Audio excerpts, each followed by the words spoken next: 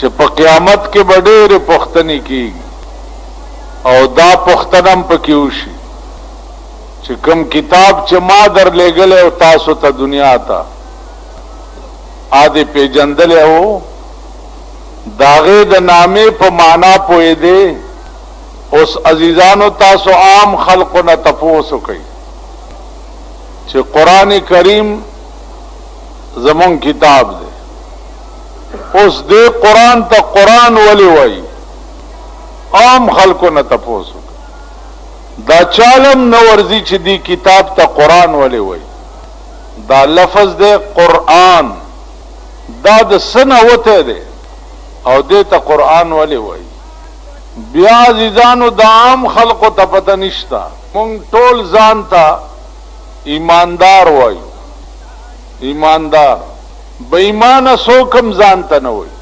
ټول خلق ځان ته ایماندار وایي سوال دا دی چې دا ایماندار وایي څه شي ته او بے ایمانه څه ته وایي بے ایمانه خو دې ته وایي چې ایمان پکې نه او ایماندار دې ته وایي چې ایمان پکې نو اوس په دې ټکي ځان پوه کوي چې ایماندار څه ته وایي او بې ایمانه څه ته وایي د ایمان څه معنا ده او د بې ایمانه څه معنا ده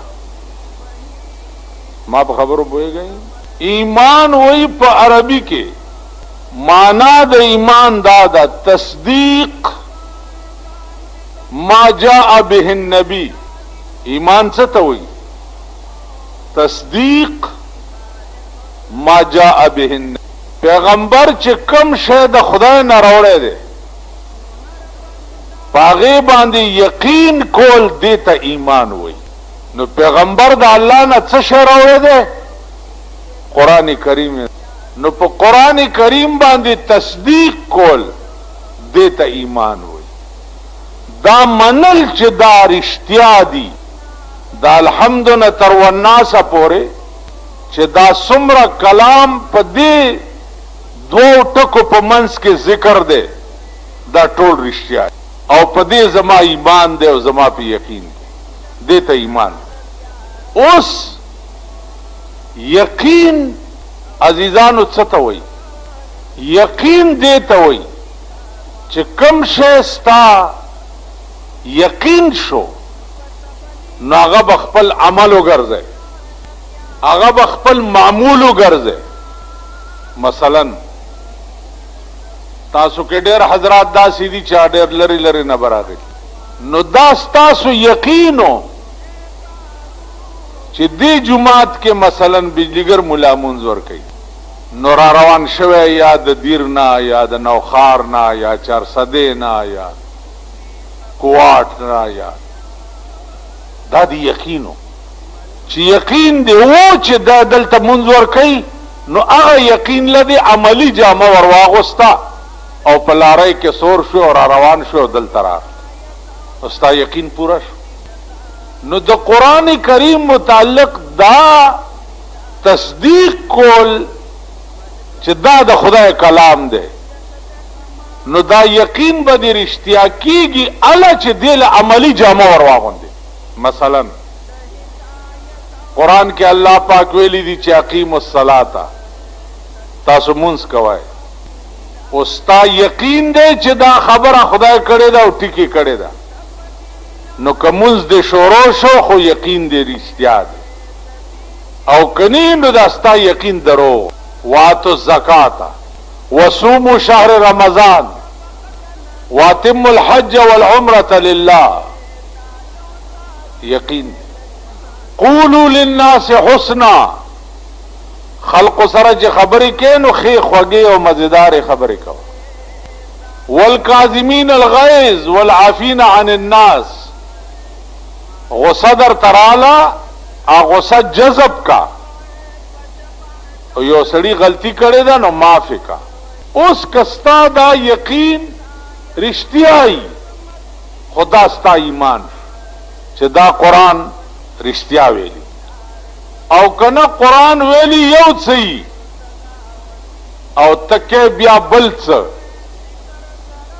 نو ستا ایمان بیا په دې قرآن نه دی چې ستا ایمان په دې قرآن نه دی نو لا محاله ته بې ایمانه ایماندار چاته وي چې د چا ایمان په قرآن او د چا عمل په قرآن وي، او بے ایمانه چاته وي چې د چا ایمان په قرآن نه او د چا عمل په قرآن، دا بے ایمان. اوس په پاکستان کې ګرځي چې ایماندار څومره دي او بے ایمانه څومره دي، او بیا په پاکستان کې ګرځي دا وګورئ چې منافقان څومره دي. منافق بیا یو بل بلا ته وي، یو ایماندار دی، یو بے ایمانه دی، یو منافق دی. منافق بیا بلا بلا ده، الله دې امان راکړي. منافق دی ته وي چې په زړه یوي او په خوله بلې، په زړه یوي او په خوله بلې، بیا دې ته منافق وي. د دې ترجمه یو بزرگ کړی ده، وہی زبان پہ دین کا ہے غل، زبان پہ دین کا ہے غل اور سر میں کفر کا سودا، زبان پہ دین کا ہے غل اور سر میں کفر کا سودا، چھپائے جا رہی ہیں یا آج کل بت آستینوں میں. وہی په ژبه د اسلام نوم اغستل او په سرونو کې د کفر بازار لګېدلی. په ژبه اسلام اسلام کوي او په سرونو کې د کفر بازار لګېدلی. دا خلق څوک دي؟ چھپائے جا رہی ہیں آج کل بت آستینوں میں. وہی دا هغه د رسول الله د زمانه منافقان دي چې ولاړ به پیغمبر پسې په مانځو او ترخونو کې به بوتان ني. دا هغه منافق. بل یو بزرگ ویلی دي، وہی پخله لا اله پزړه کې ټک د پاسه برګ، پخله لا اله پزړه کې ټک د پاسه برګ، پخله خندا پزړه بې ایمانه مسلمان ولی. بل یو بزرگ وی وی سر د سنډا او سرمن د میخه، د ورځې شیخ او د شپې خورې پردي معلوم. د ورځې شیخ بزرگ نیکی قصړ، د شپې غلی. تاسو اخبار کې وګورئ چرته غل چې مړ کیږي لویه ګیرئ، چرته ډاکو چې مړ کیږي لویه ګیرئ. که دا ولې؟ یو کلي کې مې شپه وه، د شپې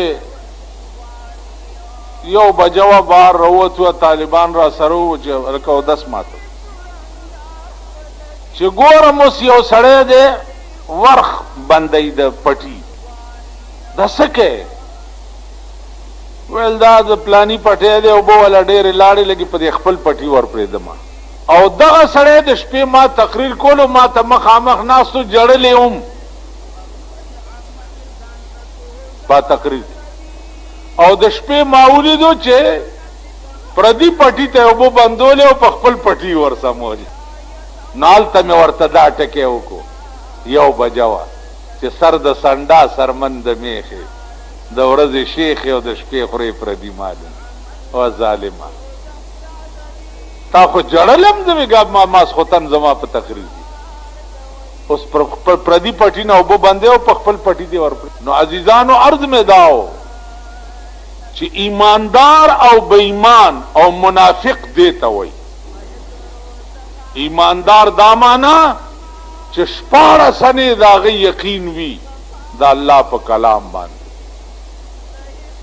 او بې ایمان دا معنا چې په خوله وایي او عمل د قرآن خلافي، دا بې ایمانه دی.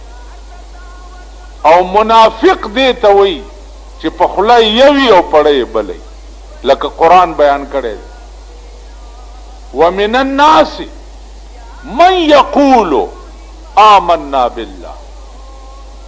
ډېر د خلقنا الله وی داسې دي چې هغوی وی آمنا بالله وبالیوم الاخر، ما ایمان په خدای هم راوړی دی او ما ایمان په قیامت هم راوړی دی. لیکن الله وی وما هم بمؤمنین، دا مؤمنان نه دي. ګوره دوی دا ظاهري دعوه د اسلام ولی کوي؟ یخادعون الله والذین آمنوا، دوی دوکه ورکوي الله ته، والذین آمنوا هغه خلقو ته چې چا ایمان روړی دی. وما یخدعون، خدای ته دوی چرته دوکه ورکولی شي.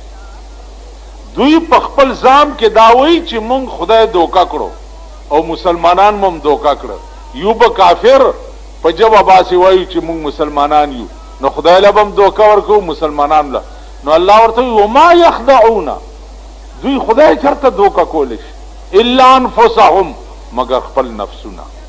وما یشعرون، دا بیوقوف دي، دوی له شعور نشته، پوهیږي.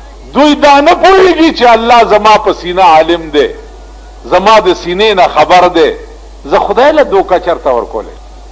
نو زما عزیزانو نن مونږ منافقان، زمونږ هر ادا د منافقان، هر زمونږ دین صرف په جبه دی، د مرۍ نه ښکته نشته. دغه حدیث دی د جناب رسول الله صلی الله علیه وسلم، فرمایي چې د آخر زمانه اسلام چې دی اب د ارچا په دې جبه وي او د مرۍ نه به ښکته نه وي. د ارچا نن د اسلام نوم ستا په ملک کې نواز شریف هم اغستو، د اسلام نوم ستا په ملک کې غلام اسحاق هم علي، شریعت بلم پاس کو.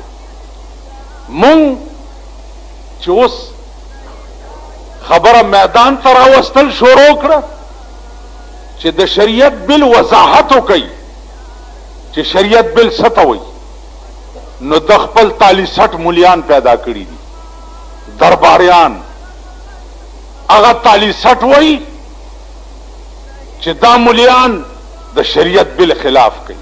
اوس الته عوام کالانعام، الله د دې عوامو متعلق ویلي دي چې اولئک کالانعام، دا عوام په شان د چارپای، بل هم عدل، بلکې چارپایو نم زیات دي، گمراه دي، اډو په سم لار نه پوي.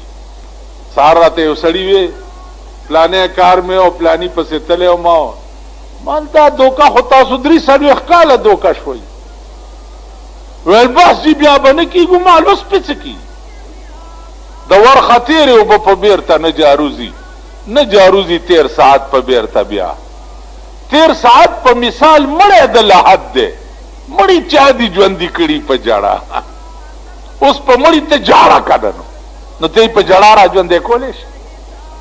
خو 3 کاله په دې بدبخت قوم تاسو دوکه شو. دا ممبران دی او دا وزیران دی او دا حکومت دی او دا اقتدار دی، تاسو په وخت چې راشي جامو نه بار شي، جامو نه بار شي. اوس جاړی لګی، څوک د زوی درخواست په لاس ګرځوي، جی زوی مې نه نوکریږي، څوک وایي سپایي کېږي نه، څوک وایي لیست او کلرک کېږي نه، څوک وایي څه کېږي. مونږ څوک بھائی، مونږ سره خو تاسو 43 سال ړوند سړی یم، د یو سوړي نه 2 ځله نه چیچلی کېږي، ړوند. تاسو 43 کاله د دې سوړو نه خماران وخوړئ او بدبختو تر اوسه لا د سړي زامن کېږئ نه، بني ادم نه شوئ. نو زما عزیزانو عرض داو چې مونږ منافقان یو، هر چا سره منافقت کوو، دروغ وایو، دروغ وایو، شریعت بل دروغ وایي. وضاحت وکړه شریعت څه ته وایي؟ شریعت د غل نه لاس پرې کولو ته وایي، شریعت زناکار سنگسارولو ته وایي، شریعت شرابی په درو وهلو ته وایي، شریعت دې ته وایي. ته د شریعت بل وضاحت وکړه، دروغ ولې وایي؟ تر کومه پورې به ته دا ملک په تیاره کې ساتې؟ که ملک په تیاره کې ساتې نو خدای خو په تیاره کې نشي ساتي. تاسو وګورئ چې دی خدای په پاکستان کې هر یو حکومت سره څه وکړه، وملید که دا عوام یا دا قوم در سره څه نشي کولی، یا ما غوندې روټي خلاص ته په پیسو خرید کې، نو خدای خو نشي خرید کولی. نو ار دې خدای ته وګوره چې ار یو حکومت راغلی دی او دروغ یې ویلي دي نو خدای ورسره څه وکړي